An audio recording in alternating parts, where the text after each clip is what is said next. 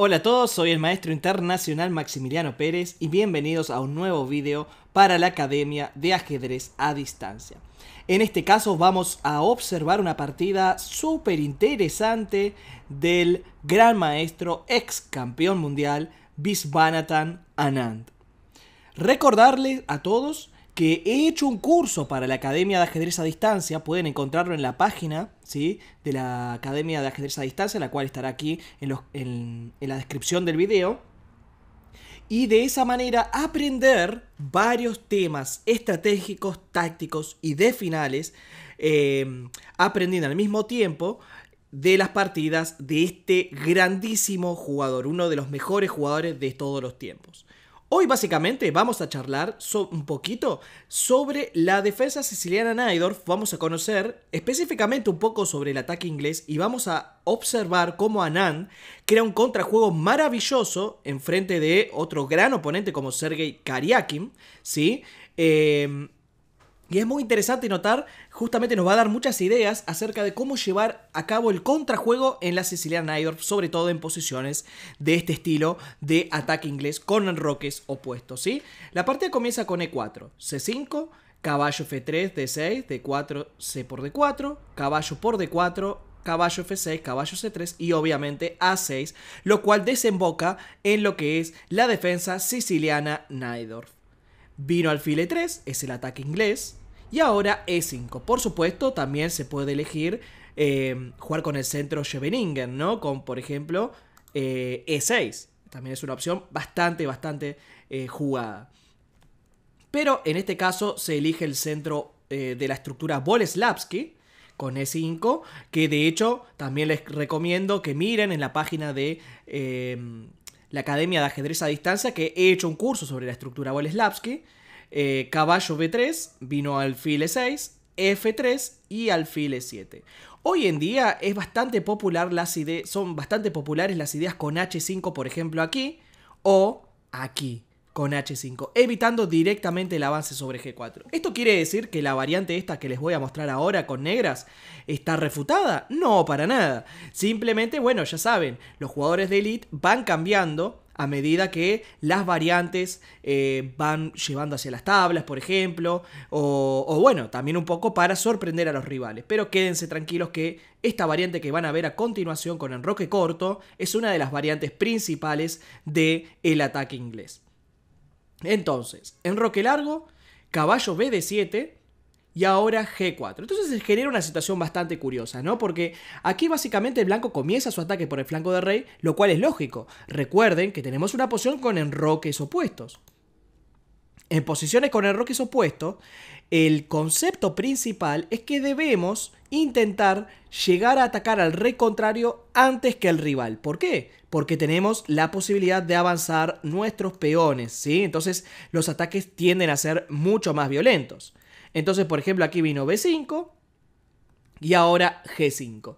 Entonces nos detenemos en esta primera posición porque aquí existen dos opciones muy principales y en cierta manera diversas, ¿no? Podemos jugar con caballo H5, que podría ser una de las variantes como naturales, que creo que cada persona que mire esta posición va a decir, bueno, sí, caballo H5, me salgo un poco de la amenaza del peón, defiendo un posible avance con F4, o sea, parece súper lógica caballo H5.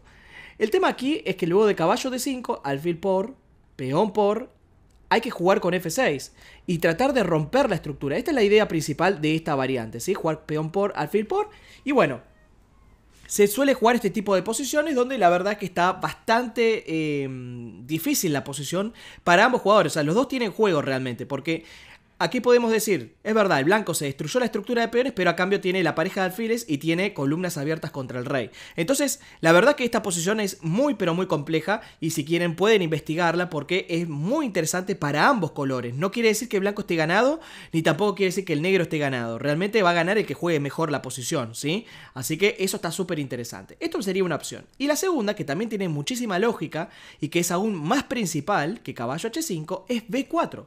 Porque claro, a ver, acabamos de decir hace un rato que nuestra idea principal cuando jugamos en enroques opuestos es llegar primero que el rival. Entonces no le vamos a dar un tiempo con caballo H5. Vamos con B4, continuamos nuestro ataque. En la partida vino caballo E2. Pero aquí se nos generan algunas preguntas, como por ejemplo, ¿y si juego de blancas G por F6?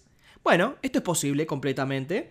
B por C3, dama por C3. De hecho, aquí tenemos una partida de blancas de Anand. Anand, que generalmente los jugadores de Elite como Anand suelen jugar las posiciones de blancas y de negras. Porque en el ajedrez no es que, por ejemplo, una variante es buena solo para las blancas o solo para las negras. Generalmente cuando sucede eso es porque la variante es mala. O sea, normalmente si jugamos, por ejemplo, algo como la siciliana Najdorf, suele ser jugable para los dos bandos, ¿sí?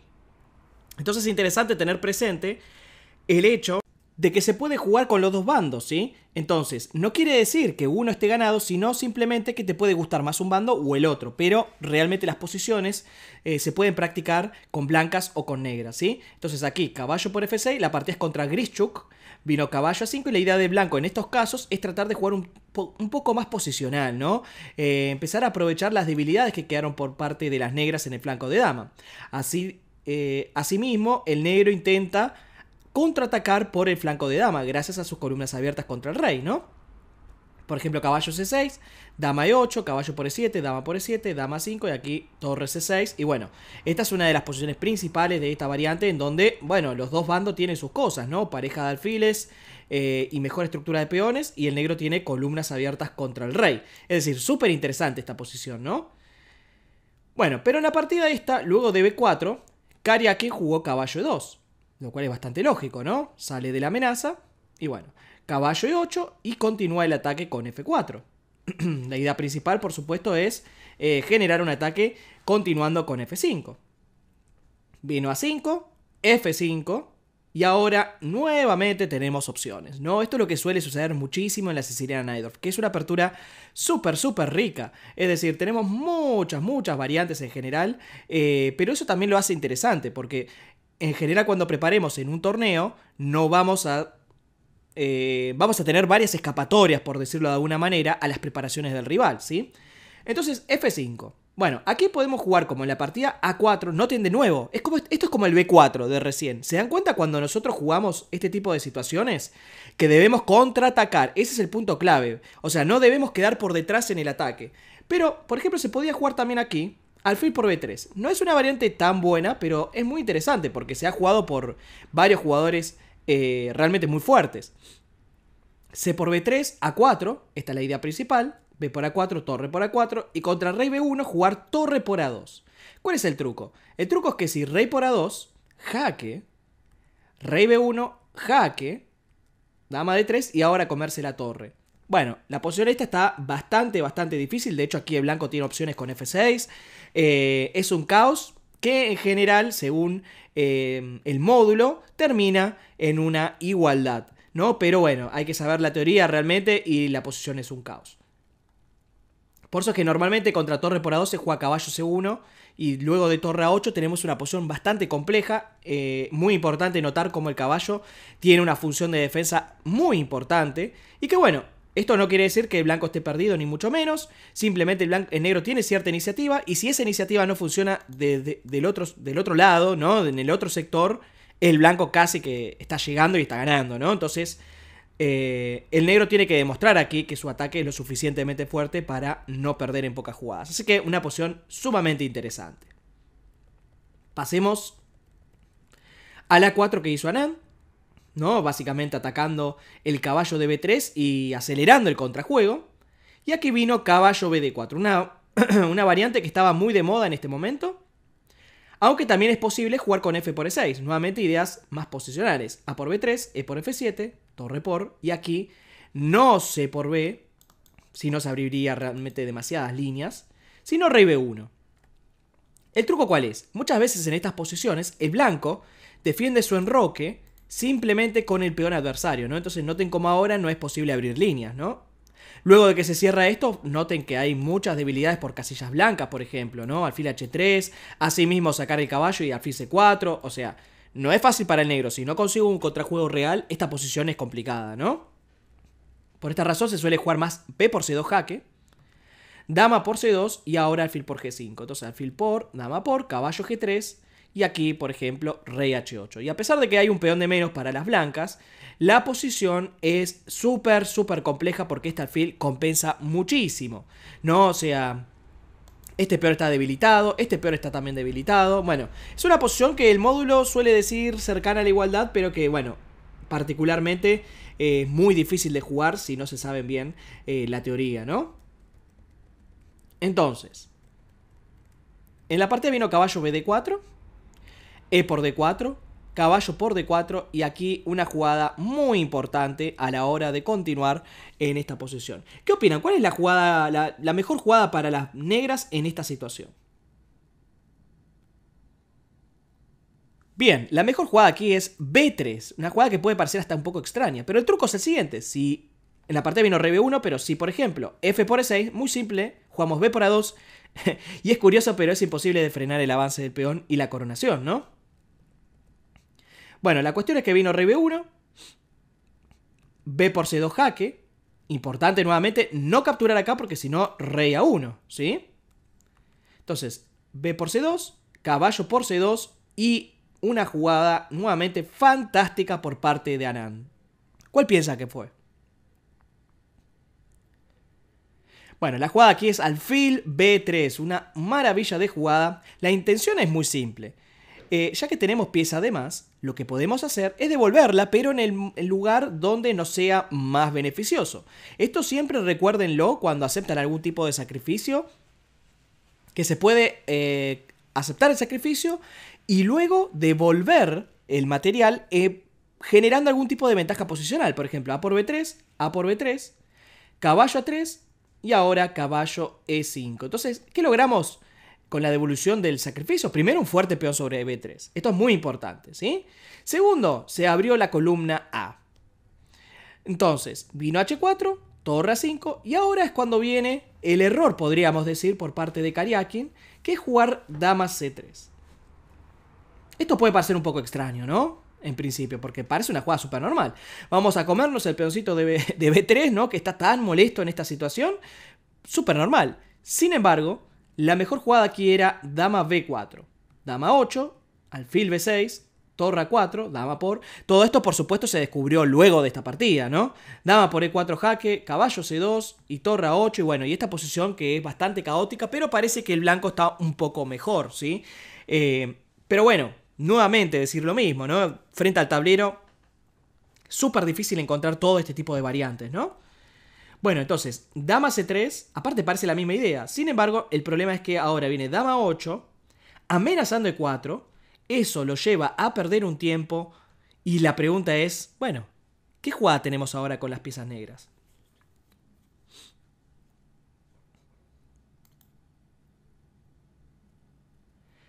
Bueno, básicamente aquí tenemos la jugada caballo c7, doble signo de admiración. Realmente jugada fantástica. ¿Cuál es la idea de esta jugada? Porque, a ver, parece que se está perdiendo una pieza sin más, ¿verdad? De hecho, Karyakin acepta el sacrificio casi diciendo, bueno, no tengo muchas más opciones realmente, ¿no? Y aquí se ve el secreto de esta variante. Torre c8, sacrificando una segunda pieza. Y aquí notarán el gran concepto, muy importante recordarlo, que necesitamos velocidad acá. Necesitamos llegar antes que el rival. ¿Recuerdan que ese era nuestro concepto principal? Bueno, noten con este doble sacrificio, Anand llega antes que Karyakin al ataque. Entonces, dama por e7, caballo c4, y cuando eliminamos este caballo, que es el único defensor que tienen las blancas, el mate es inminente. Vino g6, tratando de generar algún tipo de contrajuego lo antes posible. Sin embargo, luego de h por g6, f por g6, caballo por a3, b por a3, podemos simplemente capturar el a3. Se amenaza ahora torre a1 jaque y dama a2 mate. G por f7, si por ejemplo dama por f7, simplemente jugamos rey h8 y por más que parezca que está en una situación bastante expuesta, el rey está seguro acá, porque como les digo, dependemos solamente de un tiempo. Torre a1 jaque y dama a 2. Incluso si quisiera jugar alfil de 4 lo hace aún más bonito. Torre a1 igual, alfil por a1 y dama a 2 mate. Y a una jugada del jaque mate pudimos ganar nosotros, no con las piezas negras. Bueno, en este caso nosotros no, Anand.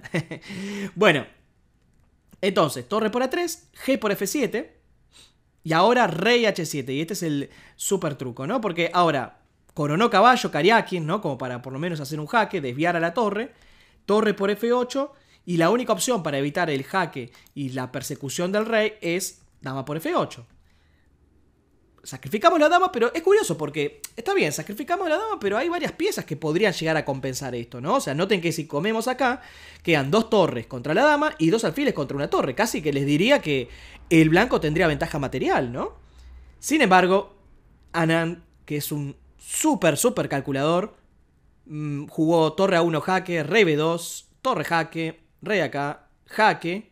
Muy preciso, y la verdad que hay que calcular y estar muy seguro de esta combinación, porque si esto ahora falla, perdemos directamente, porque ya tenemos desventaja material. Sin embargo, Anand había calculado todo a la perfección, rey de 4, jaque, acá, jaque, y la verdad es que no hay manera de escapar del jaque mate, ¿no? O sea, si rey de 2, viene torre a 2 jaque, seguido de dama de 2 mate, y si por ejemplo rey acá, rey B2, dama C2 mate, ¿no?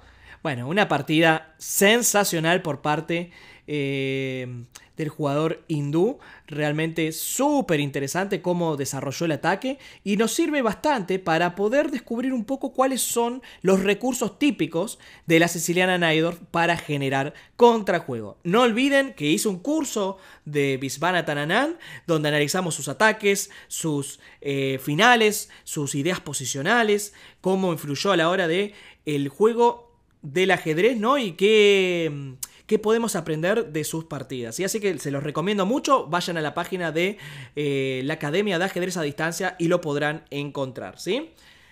Bueno, espero que les haya gustado mucho este video. No olviden suscribirse a la Academia de Ajedrez a Distancia y dejar ese like para apoyar este tipo de contenido. Les ha hablado el maestro internacional Maximiliano Pérez. Desde ya, muchas gracias y nos vemos en el próximo video. Chau, chau.